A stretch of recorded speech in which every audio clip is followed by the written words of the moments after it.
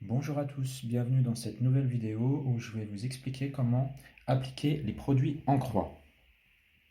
Donc, alors, à quoi servent les produits en croix? Hop,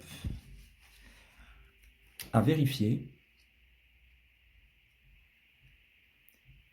si des tableaux correspondent à des situations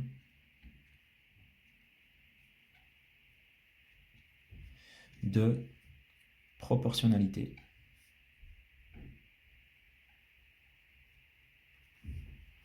D'accord?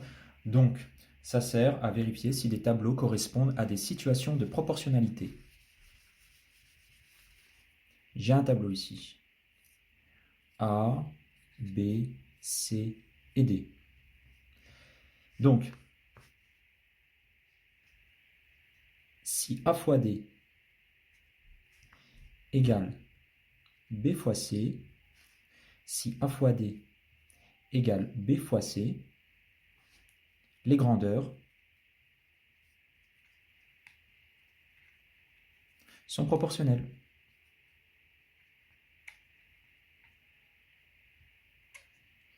D'accord? Donc si A fois D égale B fois C, les grandeurs sont proportionnelles. Exemple. Dites-moi si dans les tableaux que je vais vous indiquer, nous avons des grandeurs proportionnelles. Donc premier tableau. 3, 6, 15 et 30. Est-ce qu'on a une situation de proportionnalité? Donc, je vais faire 3 fois 30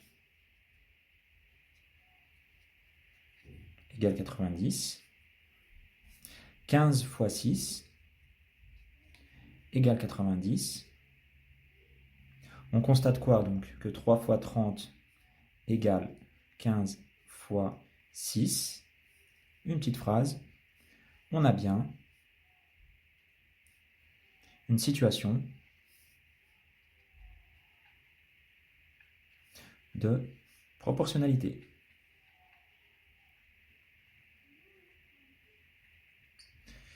Voilà. Donc 3 fois 30 égale 15 fois 6. On a une situation de proportionnalité. Deuxième exemple. Toujours de grandeur. 5, 10 par exemple, et 7, 12. Donc, pour vérifier qu'on a une situation de proportionnalité, je vais faire 5 fois 12. Alors 5 fois 12, ça fait 60. 7 fois 10 égale 70. 5 fois 12 n'est pas égal à 7 fois 10. Conclusion, petite phrase, il ne s'agit pas d'une situation de proportionnalité.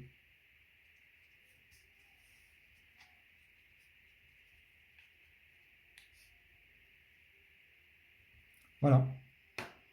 Maintenant, je vais vous donner une situation de proportionnalité. Là, on a une situation de proportionnalité, d'accord? Donc, j'ai mon petit tableau. J'ai 3, 9, 15, et je vous demande de me déterminer cette valeur-là. Alors, comment on va déterminer cette valeur? C'est justement, donc, on va utiliser justement le produit en croix. Donc, on va faire 9 multiplié par 15 divisé par 3 pour avoir cette valeur. D'accord? On a bien une croix. 9 multiplié par 15 divisé par 3 et on obtient cette valeur. D'accord? Donc, 9 fois 15 divisé par 3 égale donc 45. Du coup, la valeur ici, c'est 45. Ok? Un autre exemple.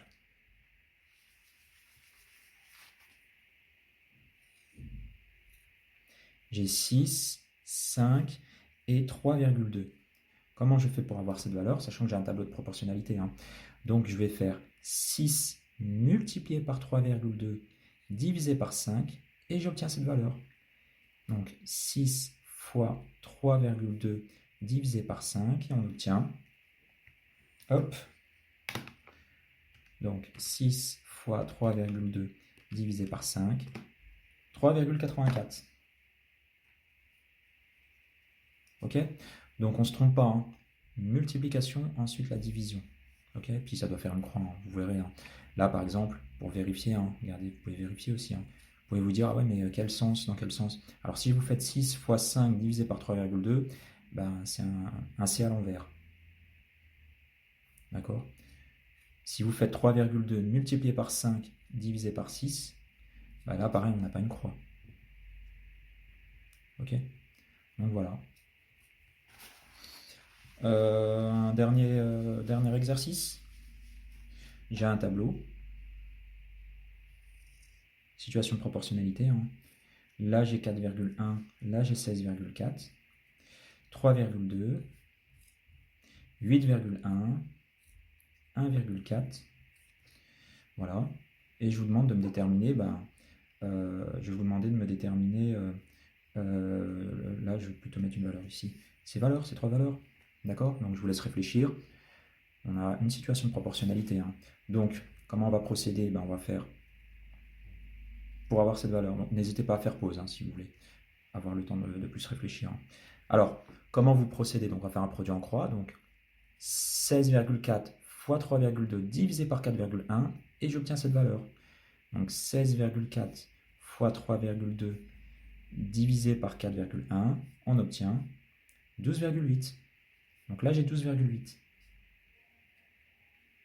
Voilà, 12,8. D'accord? Ensuite, pour avoir cette valeur, on va faire la même chose, hein. 4,1, pardon. Excusez-moi. On va faire 16,4 multiplié par 8,1 divisé par 4,1 pour obtenir cette valeur. D'accord? Et on obtiendra 32,4. D'accord? Et enfin, la dernière valeur, donc je vais refaire ça proprement, que ce soit plus lisible. Voilà. Et enfin, notre dernière valeur, donc là j'ai 3,2, 8,1. Donc comment je fais pour avoir cette valeur-là? Donc nous allons faire 4,1 multiplié par 5,6 divisé par 16,4 pour obtenir cette valeur. D'accord? Hop, hop et hop. Donc 4,1 fois 5,6 divisé par 16,4 et on obtient 1,4. D'accord? Donc ici j'ai 1,4.